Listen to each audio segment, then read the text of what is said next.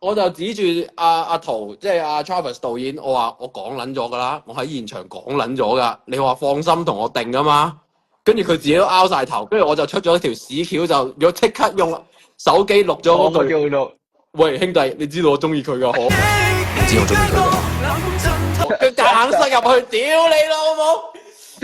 其實心中係講啦，兄弟，你知我中意你噶。屌你老母！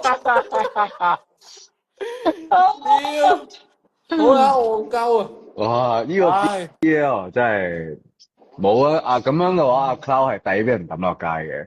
即係去到最後，唔係我哋係有講過話，其實阿修係中意我哋噶嘛。所以其實我係正義嘅使者咯，我嚟嘅任務就係成全你兩個，幫你哋兩個可以有情人終成眷屬，我幫你清除咗第三者啊！